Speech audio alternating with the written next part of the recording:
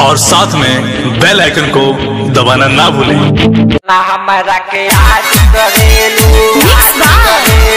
Recording studio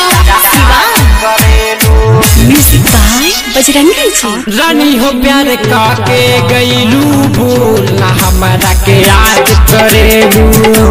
रानी हो प्यार काके गईलू भूल ना हमारा के याद करेलू। आवत रालू घरे मिलत रालू रोजे न कहियो माना करेलू न कहियो माना करेलू। रानी हो प्यार काके गईलू भूल ना हमारा के याद करेलू। रानी हो प्यार काके गईलू भूल ना हमारा के याद करेलू। आवत रालू घरे मिलत रालू रोजे न कहियो माना करेलू न कहियो माना करेलू। रानी हो प्यार काके गईलू भूल ना हमारा के याद करेलू। रानी हो प्यार काके गईलू भूल ना हमारा के याद करेलू।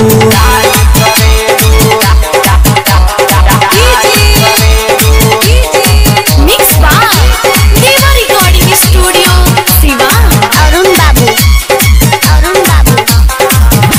रानी हो प्यार काके गईलू भूल ना हमारा के याद करेलू।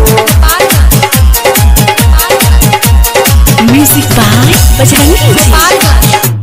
लागा कवनो यरवा के रनिया रखल बारू घरवा हो हाँ घरवा हो। हम अचरा में रहनी की गोरी प्यार में देबू नहीं धोखा हो हाँ धोखा हो। हम तोरा पीले रोजी चल गईलू रानी छोड़ी ना एको दिन फोन करेलू ना एको दिन फोन करेलू। रानी हो प्यार काके गईलू भूल ना हमारा के याद करेलू। रानी हो प्यार काके गईलू भूल ना हमारा के याद करेलू। मिक्स बाय देवा रिकॉर्डिंग स्टूडियो शिवा।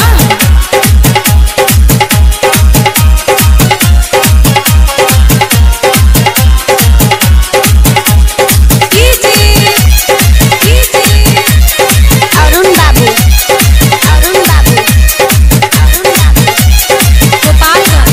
बाबू म्यूजिक बाय बजरंगी जी। सुरेंद्र के तारीफ प्यारे काके दिहलू हमके धोखा हो हाँ धोखा हो। लाकी दीवाना याद कई कई तड़पे गोरी रातो दिनमा हो हाँ दिनमा हो। सपनवा में रानी आवेलू हमें ताना हमारा से बात करेलू ना हमारा से बात करेलू। रानी हो प्यार काके गईलू भूल ना हमारा के याद करेलू। रानी हो प्यार काके गईलू भूल ना हमारा के याद करेलू। आवत रालू घरे मिलत रालू रोजे ना एको दिन माना करेलू ना एको दिन माना करेलू। रानी हो प्यार काके गईलू भूल ना हमारा के याद करेलू। रानी हो प्यार काके गईलू भूल ना हमारा के याद